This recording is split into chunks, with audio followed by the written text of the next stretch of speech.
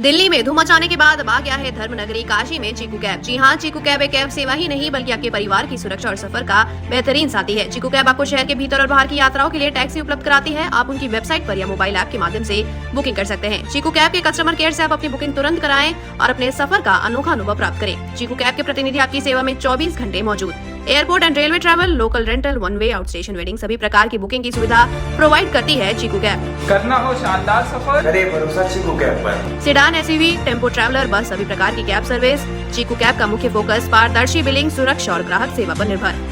वाराणसी के थाना चैतगंज और थाना जैतपुरा पुलिस की संयुक्त कार्रवाई में 3 साथी ठगों को गिरफ्तार किया गया, जो रेलवे स्टेशन के आसपास लोगों को झांसा देकर मोबाइल, एटीएम कार्ड और गहनों की ठगी करते थे। पुलिस की मुखबिर से सूचना मिली थी, जिसके आधार पर चौका घाट के पास कब्रिस्तान के पास घेराबंदी की गई। जैसे ही बदमाश पहुंचे, पुलिस ने उन्हें रोकने की कोशिश की तो उन्हें तमंचे से फायरिंग कर दी। जवाबी कार्रवाई में पुलिस की गोली से एक आरोपी घायल हो गया, जबकि 2 अन्य को दौड़ाकर दबोच लिया गया। पकड़े गए आरोपियों में दिल्ली और बिहार के रहने वाले युवक शामिल है, जिनके पास से कुल 25,120 रुपए नगद बरामद हुए हैं। पूछताछ में आरोपियों ने ठगी की पूरी कहानी कबूल की और बताया कि वारदात के बाद वे दिल्ली भाग गए थे और ठगे गए पैसे से मौज मस्ती कर रहे थे। पुलिस ने घायल आरोपी को इलाज के लिए अस्पताल भेजा गया है और तीनों के खिलाफ आगे की कानूनी कार्रवाई की। आज थाना जैतपुरा और थाना चैतगंज को एक सफलता प्राप्त हुई है, जिसमें एक अंतर्राज्यीय टप्पेबाज का गैंग पकड़ा गया, जिसमें 3 अभियुक्त गिरफ्तार हुए हैं, जिनका नाम है जासिम, सलीम और सोनू। ये तीनों नई दिल्ली का रहने वाले, मूल निवासी बिहार के रहने वाले थे। इनका घटना करने का तरीका है कि ये थाना चैतगंज में एक अभियोग पंजीकृत हुआ था, जिसमें ये नकली गड्डी बना के, जिसमें ये आगे पीछे असली नोट रख के बीच में सादा कागज़ रख के लोगों को ठगी करते थे। इसमें ये थाना चैतगंज में एक वादी के साथ 2.5 लाख की टप्पेबाज की घटना हुई थी, जिसकी सफल अनावरण आज हुई है और इनके कब्जे से कुल 25,120 रुपये बरामद हुई है। साथ ही साथ मोबाइल फ़ोन्स भी बरामद हुई है और इसके अतिरिक्त 1,40,000 रुपये इनके बैंक अकाउंट से फ्रीज़ भी हुआ और बाकी इनको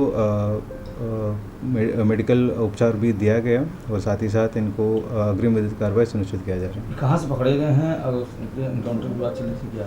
ये आज रात देर रात थाना जैतपुरा में ऑपरेशन चक्रव्यूह के तहत चेकिंग किया जा रहा था। इसमें ये हमको एक गोपनीय सूचना मिली थी, जो घटना कारित किए थे पहले उनका एक सामान, पहले जब बनारस में घटना कर रहे थे उस समय एक सामान छूट गया था जिस होटल में रह रहे थे और वापस लेने के लिए आ रहे हैं, और उस सूचना पे तत्काल हमारा थाना जैतपुरा और थाना चैतगंज को वहाँ लगाए गए थे और जैसे पुलिस चेकिंग कर देख के और वहाँ से भागने की कोशिश किए थे, फिर पुलिस के द्वारा इनको पीछा किया गया था और पुलिस के ऊपर उन तीनों में से एक बदमाश ने पुलिस के ऊपर फायर किया। आत्मरक्षा हेतु पुलिस ने जवाबी फायरिंग किया, जिसमें एक बदमाश सलीम को गोली लगी है और इनको मेडिकल के लिए भेज दिया गया था उस समय।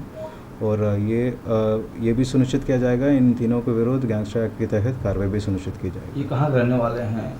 जैसे पहले बताया, ये मूल निवासी मुजफ्फरपुर बिहार का रहने वाले थे, लेकिन वर्तमान में ये नई दिल्ली थाना नरेला में रहते थे और उनका भी क्रिमिनल हिस्ट्री जनपद में नई दिल्ली से भी और बिहार से भी खंगाला जा रहा है। ये करते क्या थे पूर्व में? ये शातिर अपराधी गैंग है और विभिन्न जगहों पे इन्होंने घटना कारित कर चुके हैं। ये इनका तरीका है कि जो भीड़भाड़ इलाका है वहाँ लोगों को ठगी करते थे और जिनको ये लालच देते थे कि मेरे पास ये एक ऐसे गड्डी है और मुझे ये बैंक में जमा करना था, लेकिन मुझे कर नहीं पा रहा हूँ ये, सो इसमें आप ये पैसा ले लीजिए और हमें पैसा ट्रांसफ़र कर लीजिए और आप इस पैसे को बाद में आप अपना बैंक अकाउंट में डाल के यूज़ कर सकते हैं। इनका वाराणसी में रहने का ठिकाना कहाँ था? ये सिगरा में आकर रुके हुए थे और ये ठगी करने के बाद वहाँ से सीधा ट्रेन पकड़ के चले गए थे दिल्ली में। और ये जैसे मैंने बताया कि जब पिछली बार घटना करने के लिए आए थे, इनका एक गाड़ी छूट गया था जिस होटल में रुक रहे थे, उसको वापस लेने के लिए आया था और इस दौरान इसको पकड़ के जेल भेजा। ठीक सर। इस सफल अनावरण में सब इंस्पेक्टर शुभेंदु दीक्षित, राहुल बरनवाल और जनपदीय पुलिस थाना जैतपुरा, थाना चैतगंज का काफ़ी महत्वपूर्ण योगदान रहा इनके उत्साहवर्धन हेतु 15,000 रुपये के पुरस्कार घोषित किया जा रहा है। वाराणसी के बदले चौराहे पर रोपवे का काम जोरों पर है। इसी निर्माण का कार्य निरीक्षण करने पहुंचे नगर आयुक्त अक्षत वर्मा और एडीएम सिटी आलोक वर्मा। निरीक्षण के दौरान उन्होंने पाया कि कुछ दुकानें निर्माण में रुकावट बन रही है, जिन पर पहले से नोटिस दिया जा चुका था। अब उन दुकानों को हटाने की कार्रवाई शुरू हो गई है।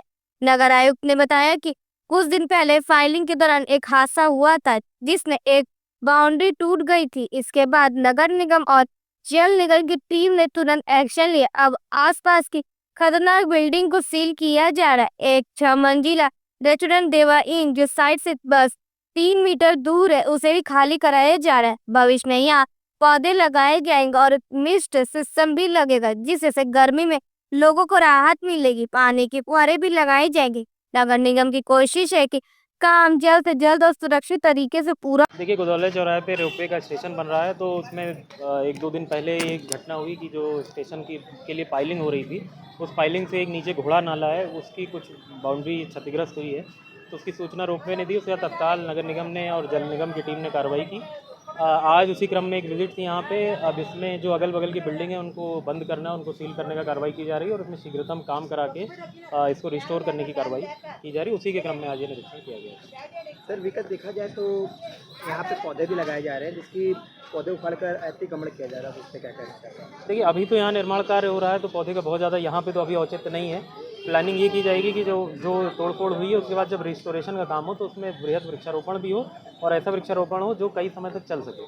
और यहाँ पे एक मिस्ट फ्यूमिगेशन का सिस्टम भी लगाया जा रहा है, जिसका भी निरीक्षण किया गया। गोदौलिया से दशाश्वमेध तक जो मिस्ट जो है पानी के फुहारे टाइप की मशीन है वो लगाई जाएगी, जिससे जो यहाँ पे गर्मी रहती है वो थोड़ा उसमें तापमान में कमी है, तो वो भी नगर निगम द्वारा कराया जा रहा है। सर, कितने मकान डैमेज हुए होंगे, ये आशंका है? देखिए, एक ये बगल में ही एक देवा इन करके जो है रेस्टोरेंट है, पूरी 6 स्टोरी की बिल्डिंग है। वो चूँकि 3 मीटर ही बगल है, तो उस पर खतरे की संभावना है, इसलिए संभावना को देखते हुए खाली कराने की कार्रवाई की जा रही है। आसपास वही एक भवन है, वही खाली है, अगल बगल और ऐसा कोई नियर में नहीं है, तो उसी को खाली कराया जाएगा। गाजीपुर के सैदपुर तहसील में भ्रष्टाचार खुल के सामने आ गया। भाजपा के पूर्व मंत्री रामतेज पांडे ने कहा कि बिजली विभाग, अस्पताल, पुलिस, नगर पंचायत सभी जगह बिना घूस के कोई काम नहीं होता। उन्होंने आरोप लगाया है कि बिजली कटौती जानबूझ के किया जा रहा है, अस्पताल में इलाज नहीं मिल रहा है और थानों में पैसे लेके एफआईआर में नाम जोड़ा हटाया जा रहा है। संजय यादव चौकी को उन्होंने भ्रष्टाचार का अड्डा बताया। नगर पंचायत में सिर्फ कागजों पर विकास दिख रहा है। रामतेज पांडे अब धरने पे बैठ गए और चेतावनी दी है कि अगर अफसरों पर कार्रवाई नहीं हुई तो सरकारी साख पर सवाल खड़ा हो जाएगा। उन्होंने कहा कि जनता परेशान है और पार्टी कार्यकर्ता भी अपमानित हो रहे हैं।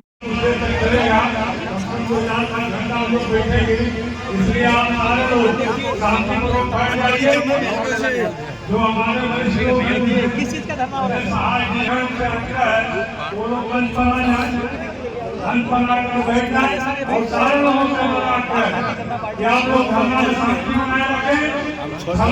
आज ये आंदोलन शुरू हुआ है, ये आंदोलन को हल्का न ले, अभी तो ये शुरुआत है।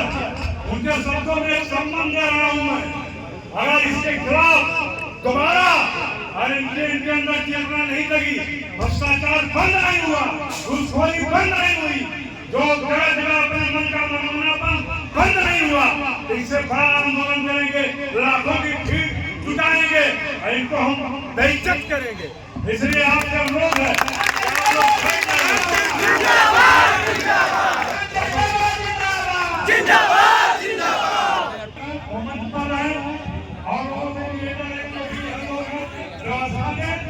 और हमारे इस कार्यक्रम की अध्यक्षता काशी हिंदू विश्वविद्यालय में 9 से 18 जून तक एनसीसी का स्वर्गवासी प्रशिक्षण कैंप चल रहा है, जिसमें 442 कैडेट शामिल है। 257 लड़के, 185 लड़के। ये कैडेट गाजीपुर, बलिया, मुगलसराय, वाराणसी से आए। 16 जून को ब्रिगेडियर कुलबीर सिंह ने कैंप का निरीक्षण किया। उन्होंने ट्रेनिंग ग्राउंड, क्वार्टर गार्ड आदि की व्यवस्था देखी और कैडेटों की मेहनत की सराहना की। निरीक्षण के बाद उन्होंने कैडेट्स के साथ चाय पार्टी भी की और स्टाफ को शाबाशी दे के प्रस्थान किया। कंबाइंड एनुअल ट्रेनिंग कैंप 284 जो कि इस समय 89 बटालियन द्वारा एनसीसी के ट्रेनिंग ग्राउंड जो BHU में स्थित है उसके अंदर किया जा रहा है, जो कि अभी अपने आखिरी पड़ाव पे पहुंच चुका है। पिछले तकरीबन 10 दिन से जो कैडेट्स हैं, NCC कैडेट्स सीनियर डिवीजन और जूनियर डिवीजन काफ़ी मेहनत से और उत्साह से इस खराब मौसम के बावजूद बहुत ही मेहनत से अपनी इस ट्रेनिंग को अंजाम दे रहे हैं, सीख रहे हैं। और अभी भी इस कैंप के आज ये सेकंड लास्ट डे है, अभी भी उनका जो जोश है वो काबिले तारीफ है। मैक्सिमम इसमें जो बच्चे हैं वो वाराणसी के स्कूल कॉलेजेस के हैं, और क्योंकि ये कैंप थल सेना कैंप की तैयारी के लिए भी किया जा रहा है, उसकी ट्रेनिंग के लिए भी किया जा रहा है, तो इसमें पूर्वांचल के जो दूसरे डिस्ट्रिक्ट्स हैं, बलिया, गाजीपुर, मुगलसराय, चंदौली, वहाँ के बच्चे भी इसके अंदर शामिल हैं, जो कि अपने आप को तैयार कर रहे हैं आने वाले डायरेक्टेड लेवल इवेंट के लिए।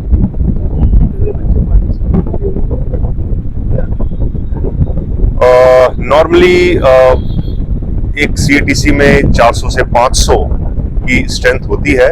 इस कैंप के अंदर भी 450 बच्चे हैं जो कि ट्रेनिंग कर रहे हैं।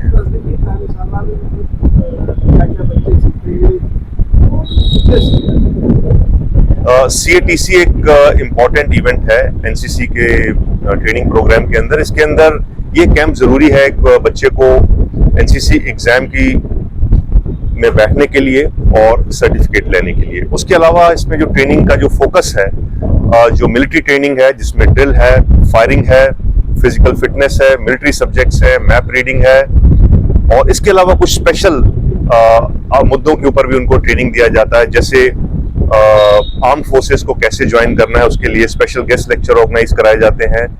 डिजास्टर रिलीफ के लिए कैडेट्स कैसे सोसाइटी की, देश की कैसे मदद कर सकते हैं।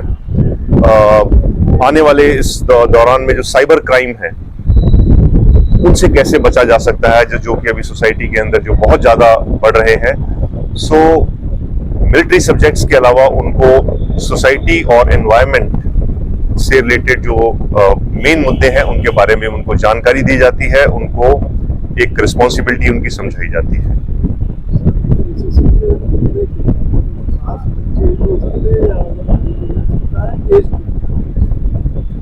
हाँ बिल्कुल, NCC में जो जूनियर डिवीजन में है वो स्कूल के बच्चे हैं, फिजिकली फिट होने चाहिए, और इसी प्रकार जो सीनियर डिवीजन है वो इंटर कॉलेज या कॉलेज के बच्चे हैं जो मोटिवेटेड हैं, अपनी पढ़ाई के अलावा कुछ एक्स्ट्रा करिकुलर एक्टिविटी के लिए और अपनी पर्सनैलिटी को इम्प्रूव करने के लिए जो कुछ एक्स्ट्रा करना चाहते हैं, ये उनके लिए बहुत अच्छा मौका है अपनी पर्सनैलिटी को इम्प्रूव करने के लिए और एक ऑलराउंड पर्सनैलिटी के रूप में अपने आप को डेवलप करने के लिए। अभी फिलहाल ज़्यादा समय नहीं हुआ, तकरीबन 1 महीना पहले ही जो ऑपरेशन सिंदूर हुआ है उसके अंदर जो सेना ने अपना काम किया है वो तो है ही, लेकिन ऐसे टाइम में जो यूथ का और जो डिसिप्लिन्ड और ट्रेंड यूथ है उसका रोल, और वो कैसे देश की और as a second line of defence वो कैसे देश की मदद कर सकता है, वो भी हमने देखा है। सो NCC के लिए यही है कि अपने आप को तैयार रखें और किसी भी नेचुरल डिजास्टर के लिए या कोई किसी किस्म का कोई चुनौती आती है तो उसमें वो एकदम तैयार रहें और अपने आप को तैयार रखें, और कोई भी चैलेंज आता है तो उसका मुकाबला करें। योगी आदित्यनाथ वाराणसी के दौरे पर पहुंचे और उन्होंने मोहनसराय से कैंट तक बन रही सड़क और रेल पुल का निरीक्षण किया। उन्होंने अधिकारियों को अगस्त तक काम पूरा करने के निर्देश दिए। यह चौड़ी सड़क और नया ओवरब्रिज बनने से 26 गांवों को करीब 1.5 लाख आबादी को फायदा होगा। इस रास्ते पर जाम की बड़ी समस्या थी जो अब दूर होगी, साथ ही जल जमाव और रोड कटिंग से होने वाली परेशानी से भी राहत मिलेगी। सीएम योगी ने बाबा काल भैरव श्री काशी विश्वनाथ मंदिर में दर्शन किया। मंदिर में ऑडियो गाइड सेवा की शुरुआत भी की।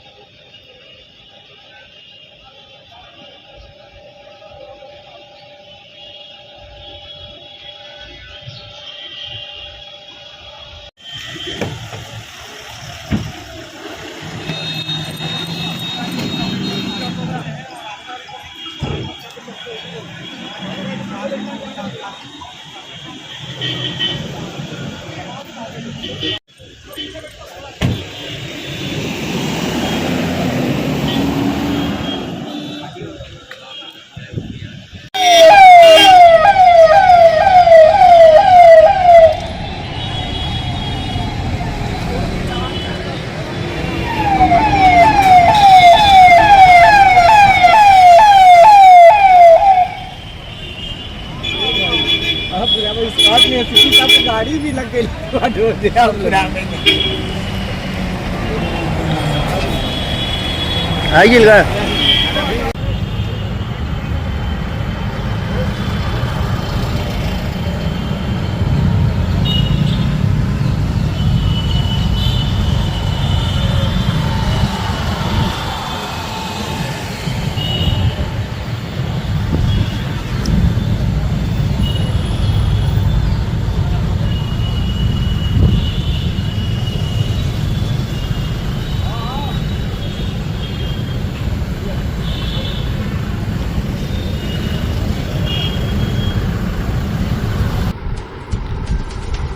वाराणसी के गंजारी गांव में अंतर्राष्ट्रीय क्रिकेट स्टेडियम के पास जमीन अधिग्रहण के खिलाफ किसानों का धरना 10वें दिन भी जारी रहा। नाराज किसानों ने अनोखा विरोध करते हुए स्टेडियम का श्राद्ध किया। पंडित बुलाकर विधिवत मंत्रों के साथ कर्मकांड कराया गया।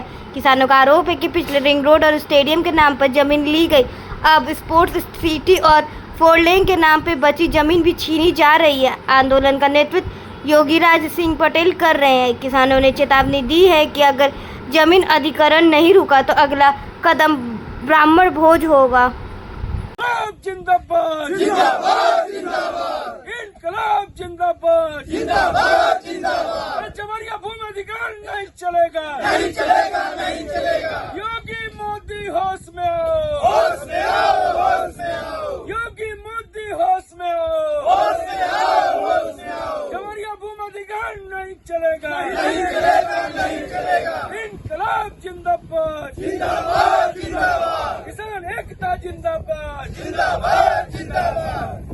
नमस्कार। इस समय प्रधानमंत्री जी के संसदीय क्षेत्र वाराणसी के अंतर्राष्ट्रीय स्टेडियम के पास पिछले 10 दिनों से लगातार आंदोलन कर रहे हैं, जिनकी यह मांग है कि हमारी जमीन रिंग रोड में चली गई, हमारी जमीन स्पोर्ट सिटी में चली गई, अब अर्बन सिटी के नाम पे, टाउन सिटी के नाम पे, तमाम सड़क चौड़ीकरण के नाम पे अधिग्रहण की जा रही है। तो हमारे पास जमीन कहाँ बच रही है? इसको लेकर लगातार लोग 10 दिन से धरना दे रहे हैं। कोई जिम्मेदार यहाँ संवाद के लिए नहीं आया। अंततः यहाँ के लोग नाराज होकर क्षुब्ध होकर उनको मृत मानकर आज 10वें दिन उनका पिंडदान 10वां संस्कार किए हैं और ब्रह्म भोज का भी ऐलान किए हैं। आर पार लड़ाई लड़ने के लिए तैयार है।